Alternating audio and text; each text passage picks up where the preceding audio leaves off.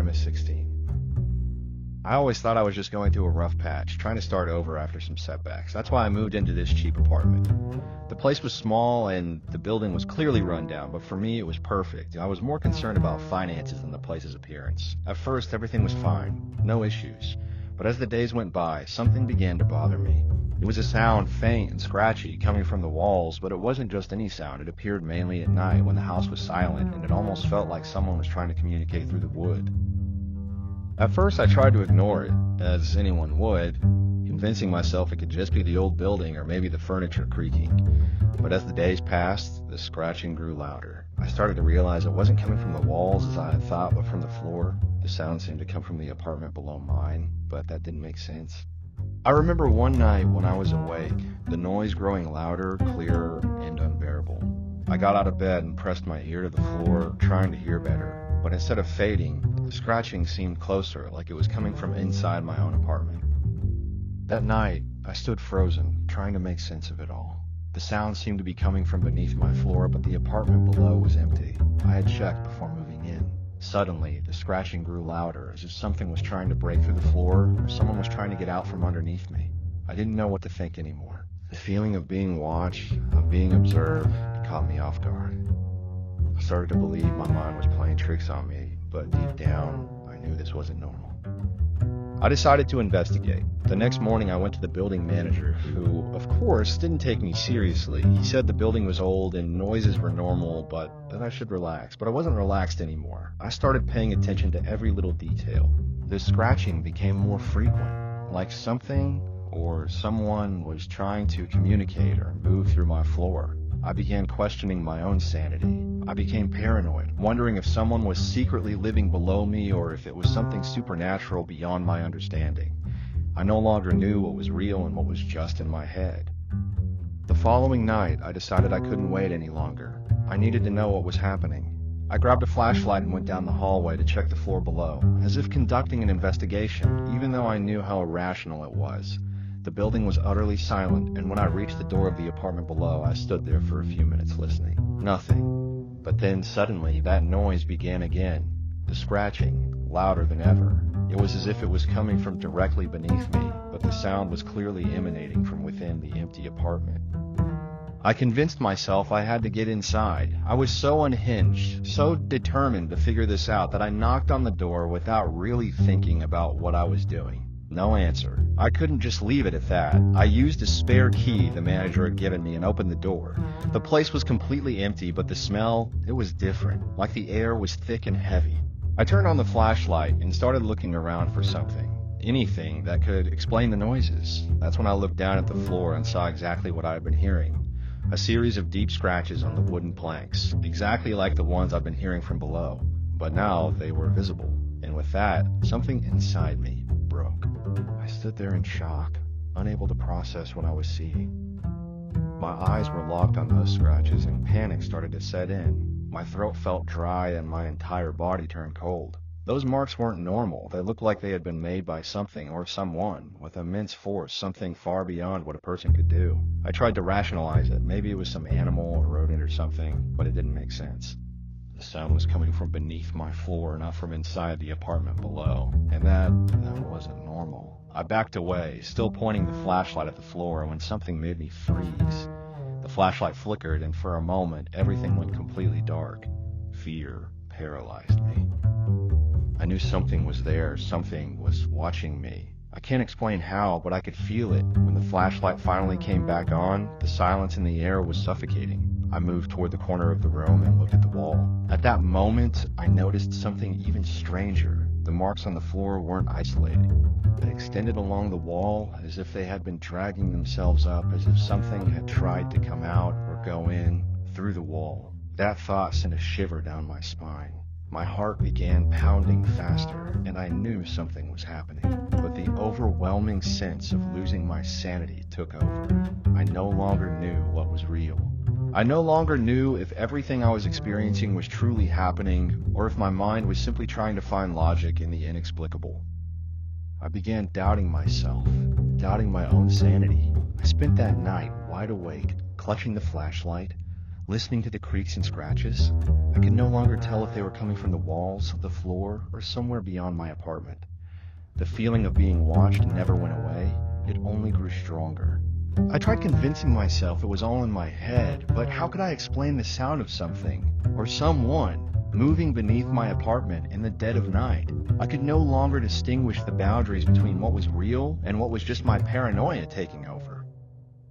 I decided to go to the hallway and take a closer look at his apartment, or at least what little I knew about it. The door was locked as always, but something felt off. The walls outside the apartment were marked, as if someone had hastily tried to hide something. As I approached, I began to hear the scratching sounds again, but this time they seemed to come directly from beneath the door. The noise was louder, more frantic. I didn't know what else to do, but I felt I needed to know the truth. Without thinking, I forced the door, pushing it with all the strength I had. To my surprise, it opened easily, and a stale, suffocating odor filled the air. Inside, the apartment was empty, but the atmosphere was strange, as if time had stopped there. There were no furniture, but the walls were covered in scratches, more scratches than I could count, as if something had been trying to claw its way out, something or someone that wasn't supposed to leave. The most disturbing thing was the floor, which was even more damaged than mine. Deep gouges marred the wood, and the scratching sound was now unbearable, almost as if the building itself was screaming. I walked toward the center of the room, where something caught my attention. A small crack in the floor, as if the boards had given way under some immense weight. When I knelt down to look, I could see something strange, something incomprehensible moving in the gaps between the floorboards, almost alive, struggling to escape. I froze, unsure whether to scream or run. What was it? And why was this happening to me? I began to back away from the crack, feeling a wave of panic rising within me. The sensation of being watched grew stronger, and the scratching noises seemed to be spreading throughout the entire apartment, coming from all directions. My heart was pounding so hard that I could barely breathe. I turned to look at the door I had just entered through and saw something that made my blood run cold. The door, which I had left wide open, was now almost closed, with just a sliver of light visible through the gap. I could have sworn I had left it wide open when I came in, but I couldn't be sure anymore. The sense of reality slipping away was becoming unbearable. Not knowing what else to do, I tried to run, but the floorboards creaked with every step, as if something was following me closely. The hallway seemed endless, and with each step I took toward the exit, the air felt heavier, more suffocating. I didn't know what was happening, but it felt like the apartment itself was consuming me, trapping me with no escape. Finally, when I reached the front door, I managed to open it and step out into the hallway. But to my surprise, the building seemed different. It wasn't the same building I knew. The walls were faded, the lights flickered, casting distorted shadows. The sound of scratching persisted, now echoing throughout the entire structure, a constant presence that wouldn't leave me alone. I ran toward the stairs, desperately trying to get out of that place, but just as before, the building seemed warped and endless. Then, suddenly, everything stopped. The scratching noises ceased entirely.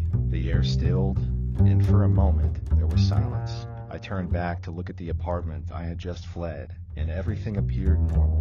The building was back to how I knew it. No scratches, no distortions. I could hardly believe it. What I had experienced, all of it, felt like a nightmare. But to this day, I can't explain what happened. I never heard the scratching noises again or saw the marks, but something deep inside me knows I wasn't alone in that apartment. And I still wonder what really happened that night. When I moved into that apartment, I was excited, thinking I'd finally have my own space away from the college dorms. The apartment was simple, but it was in a good location, and the rent fit my budget. First, everything seemed normal, but after a few weeks, I started noticing strange things. At first, I thought it was just in my head, that I was overwhelmed with my studies, but the constant feeling of being watched wouldn't go away. I heard footsteps in the hallway, as if someone was pacing outside, but when I opened the door, no one was there. The sound came from a direction that didn't make sense, and there was no way someone could hide where I couldn't see them. When I locked the door again, I felt a chill down my spine, but tried to ignore it. Then came the whispers. They were faint, almost inaudible, but if you listened carefully, you could hear them. They came from the walls as if someone was speaking on the other side, At first, I thought it was my neighbors, but no one ever spoke, not like that at least. Then, one night, I woke up to the sound of something moving. My books had fallen off the shelf and my coffee mug was lying shattered on the floor. I went to the hallway, but there was no one there. I was alone, or at least I thought I was. That's when I decided to look into the history of the building. Something wasn't right. When I spoke to the landlord, he downplayed everything. He said I was just stressed from school, that it was normal for someone starting their college journey. I tried to believe him, but the more I thought about it, the less sense it made. I felt like I was losing my mind. That night, after an especially exhausting day of studying, I decided to go to bed early, hoping to get some sleep and forget about everything that had been happening. But sleep didn't come. Anxiety was eating me alive, and I lay there in the darkness, wide awake. Then, in the middle of the night, a cold sensation jolted me awake. I was completely alert, the kind of alertness you feel when you know something is wrong but can't pinpoint what. That's when I saw it. Out of the corner of my eye, something moved. It was a hunched figure, an old woman with pale, wrinkled skin. Her eyes looked hollow, and her hair was matted and filthy. She stood beside my bed, just staring at me. She made no sound, but her presence was suffocating. I froze, my heart pounding so fast I could barely breathe. The woman didn't move or speak, but the malice radiating from her was overwhelming. It was as if her very existence was a poison paralyzing me. I wanted to scream, but my throat locked up. Her image filled me with a terror so profound it felt like my mind couldn't process what was happening. How had she gotten there? What did she want? I stayed there, staring at the figure, her eyes locked onto mine. Something deep inside me told me this wasn't just a nightmare. The air felt heavy. The room's temperature had dropped suddenly, and I felt like I was being crushed under the weight of her presence. I tried to move, but my body was frozen, unable to do anything. I knew that if I closed my eyes, she would still be there. So I forced myself to keep looking at her, even though every fiber of my being begged me to hide under the covers. The old woman didn't move, but it felt like she was studying my every breath. I wanted to scream, but something told me that if I did, things would only get worse. So with no idea what else to do, I looked away, focusing on the wall to my right, trying to think about anything but that horrifying figure. When I finally dared to look back, she was gone. It wasn't a sudden movement, she just wasn't there anymore. The strangest and most terrifying part was what happened next. When I finally managed to move, the freezing air disappeared and the room's temperature returned to normal, as if nothing had happened. I took a deep breath, trying to rationalize it, thinking maybe it had been a hallucination. But then I noticed something that made my stomach drop. A long gray hair was tangled in my bedsheets, as though it had been deliberately left there. A macabre reminder that what I saw wasn't just a dream. With trembling hands, I picked up the hair and threw it to the floor, but I knew she was still out there, waiting, watching me. And in that moment, fear consumed me completely. I didn't know what was real anymore. All I knew was that I couldn't stay there any longer. I knew I needed to leave that apartment, but before taking any action, I needed answers. The next morning, I went to the landlord's office. He was there, sitting behind his desk, acting like nothing strange had happened, like I was just another tenant annoyed by life in an old building. When I told him what I had seen, he frowned and tried to calm me, saying it was normal to feel tense because of college stress, but something in his expression told me he knew more than he was letting on. I walked through the hallway, passing by the neighboring apartments, and decided to talk to some of the older tenants, hoping to find someone who knew something.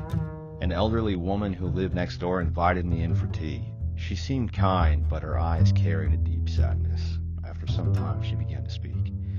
"You're not the first," she said, her trembling voice barely above a whisper. "The woman who lived there before you, Mrs. Adelaide, she died in that apartment. A terrible illness took her, and ever since then, no one who's lived in that place has been free from her visits." I sat in silence, waiting for her to continue. She told me that Mrs. Adelaide had been a lonely woman, withdrawing from everyone after she became ill. She died alone in her room, with no one there to help her. After her death, several people who lived in that same apartment began to experience strange events. The bravest tried to ignore it, but there was always something that drove them to leave without explanation. Some left through the door, others didn't. To this day, the people who occupy that apartment are tormented by her spirit.